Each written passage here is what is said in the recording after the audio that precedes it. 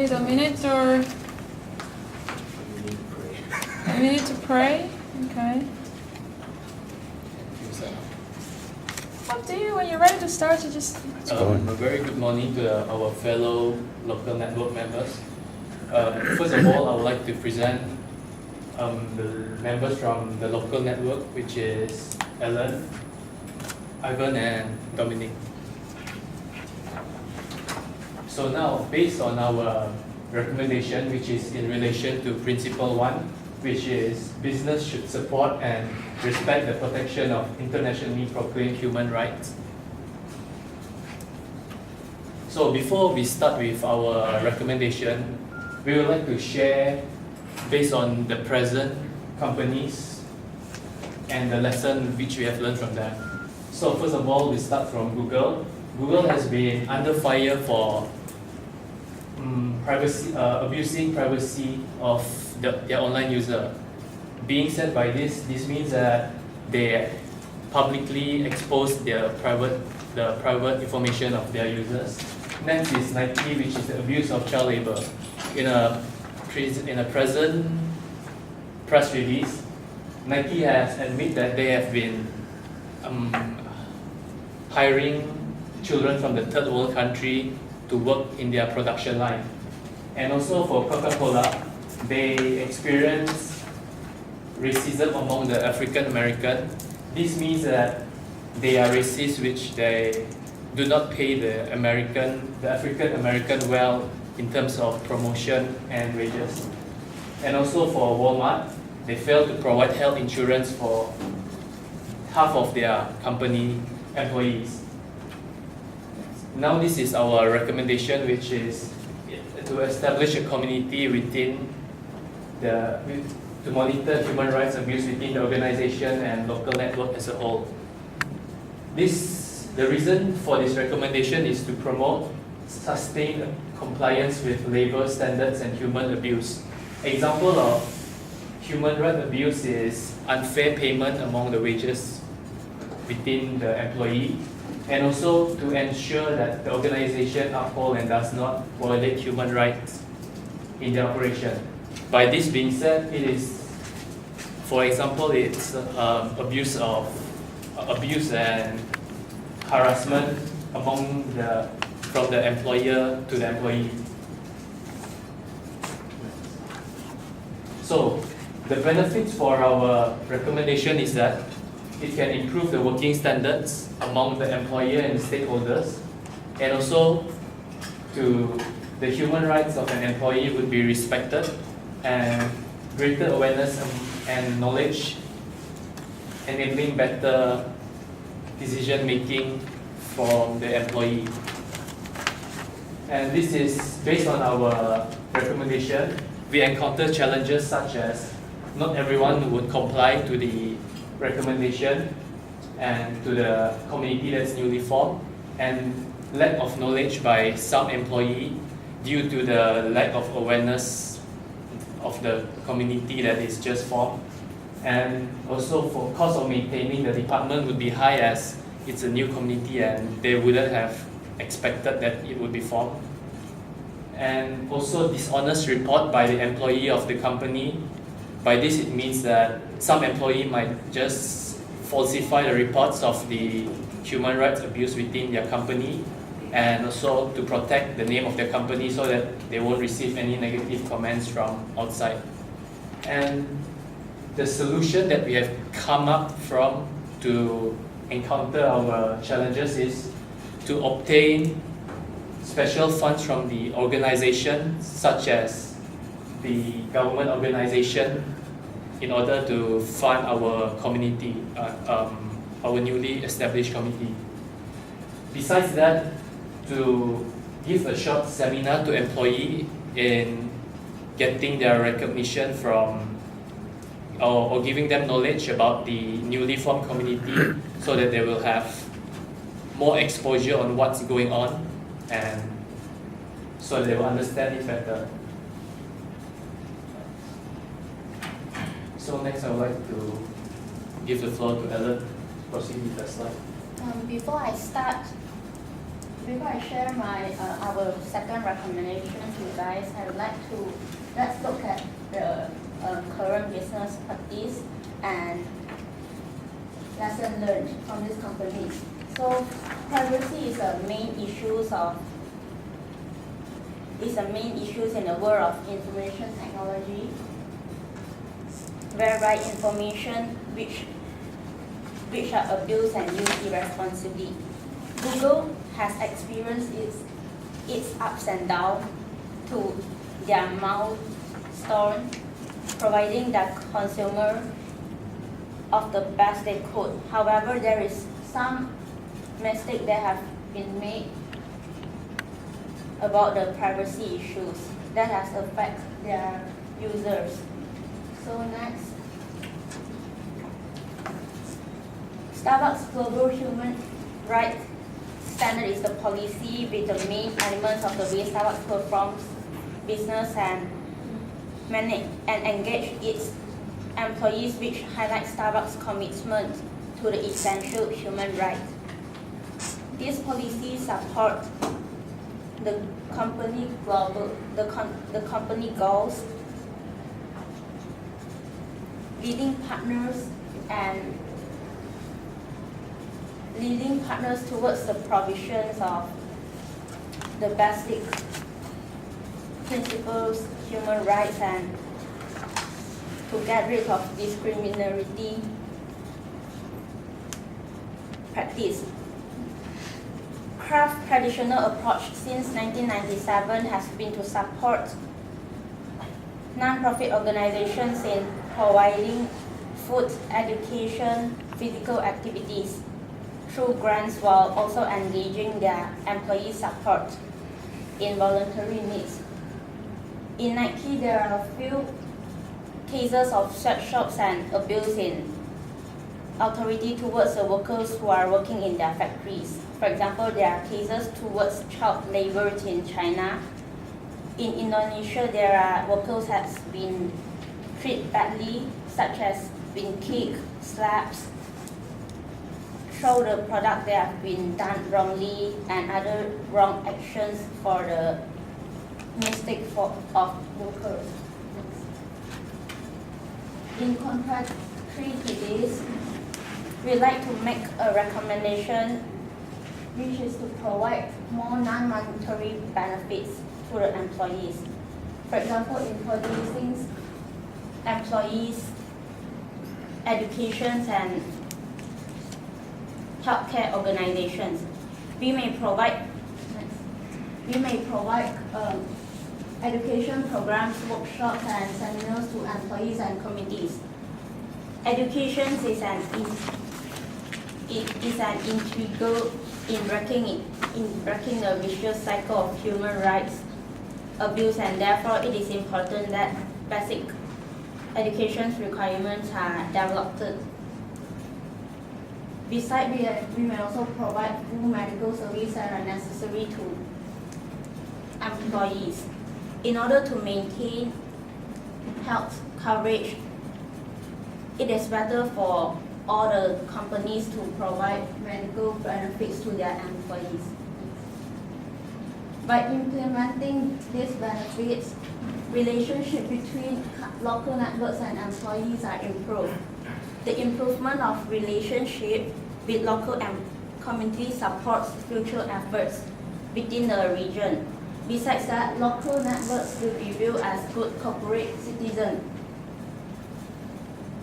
By paying more attention to the issues at hand, members will be seen as good citizens. Employees and committees may also have the chance to enjoy high quality of life. This may also gain loyalty and support from employees.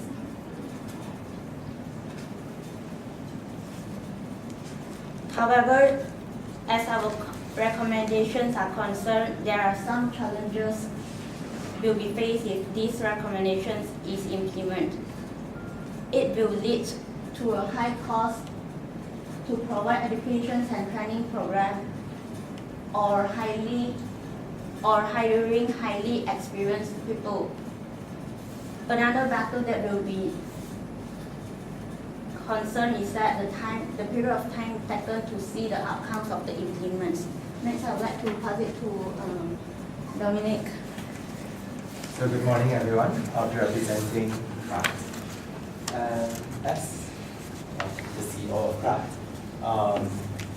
I'll first be talking about the recommendation for Principle 8, which is businesses should undertake initiatives to promote greater environmental responsibility. This is mainly the focus of business nowadays, because this is what is expected of them by the stakeholders. So the first lesson we're going to take from Kraft, the example. Kraft has been doing this for quite a long time, for the past decades or so.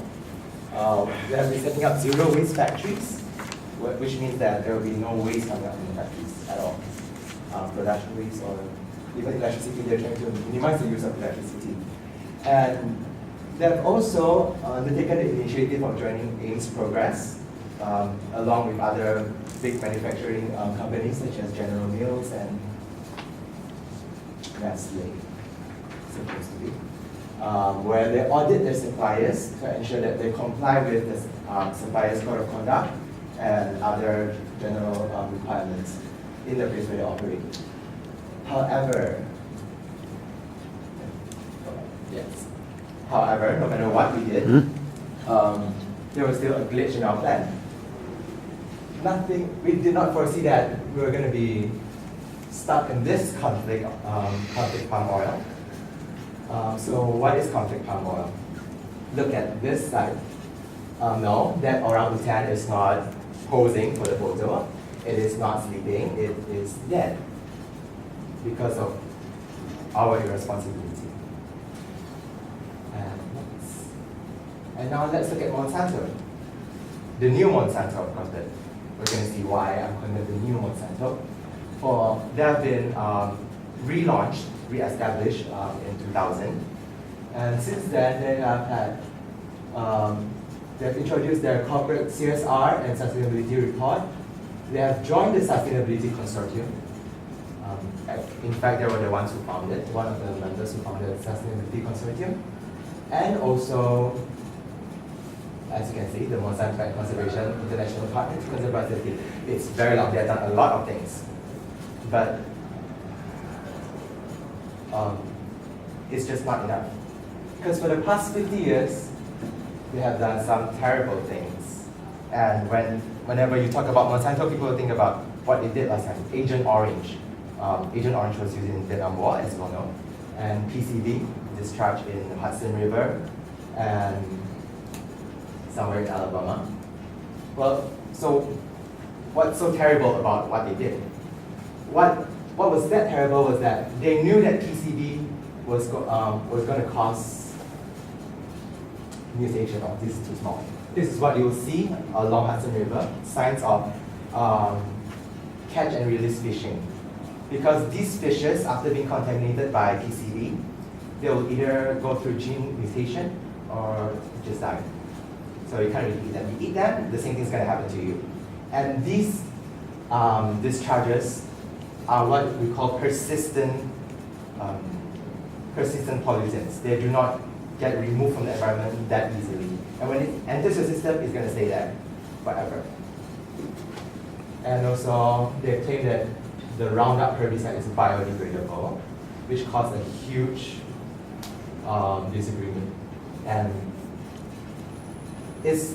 their past faults have been haunting them like a past girlfriend, like your ex-girlfriend. It never goes away. That's one of you guys first, which in this case is not happening for Monsanto. And next. So now let's look at Google, the more positive side. So Google has launched a Google Green campaign. They have been using less energy and also biodiesel and electrically charged cars, and also wind and solar energy in their Google campuses. And also, as you all know, Google is famous for the generosity in supplying meals to their employees. And they have chosen sustainable food sourcing which is good, and purchasing carbon offsets to help reduce emissions and stuff. And of course, all their buildings are green buildings, which is good for the environment and good for health. So, based on all these company practices and lessons learned, we have come up with something new, something that we have done, something that incorporates what we have done and what we hope that everyone will do, which is it's quite a fancy name, isn't it? The 360 degrees environmental risk and impact monitoring system.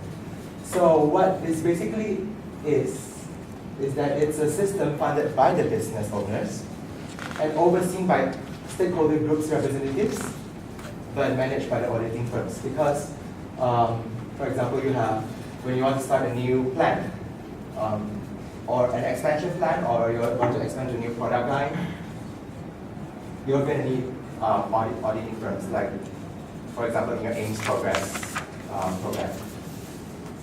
And what this system does is that it will ensure transparency, because your stakeholder groups will be involved in that process. They will be looking at all the results, even at the same time as your company. So there is no room for cheating. Just like how MNBS is posing as a teacher, standing in between these two students. So this would represent the business, and this would be the auditing firms that you have employed. So she will be hovering around you like an eagle. Do not make mistakes. But it's good for you, isn't it? Because it's transparent. And there's also a division of power to different parties. So it's not just you. Next. So the benefits. Of course, there's less conflict with stakeholders because everyone is on the same page. And whenever they identify something, a potential harm to environment in your business practice, or something that you're about to do, there's always time to change your plans. So you won't be regretting any decisions that you've made, such as the dead orangutans. And of course, your reputation on integrity is improved, because you're just being honest, you're not lying. You can't lie in this system. And then the interest groups' concerns will always be addressed. And of course, as mentioned just now, they have more power now given by the business, voluntarily, of course. Next. So now we'll be looking at the challenges.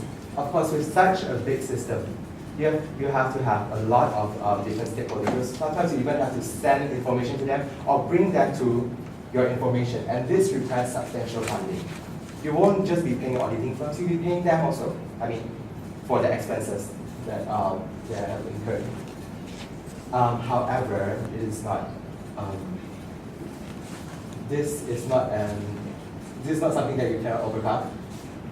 Since you have saved through this system, you'll be saving on damage control of your reputation, spin doctoring and everything. You can save money on that and put it here. So instead of repairing damages, you're just conserving the environment. You're not doing anything wrong with the same amount of money. That's awesome.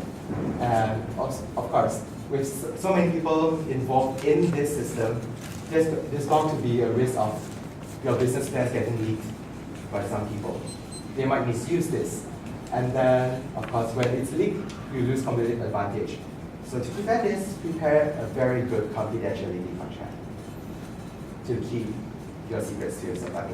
The ones that you're supposed to know and other people are not supposed to know in a responsible way. So that's all from Kraft. Thank you very much, CEO of Kraft, Dominic. Okay, I'm from the HRM manager from Nike. As you can see, now I have three companies right here: Nike, Kraft, Adidas.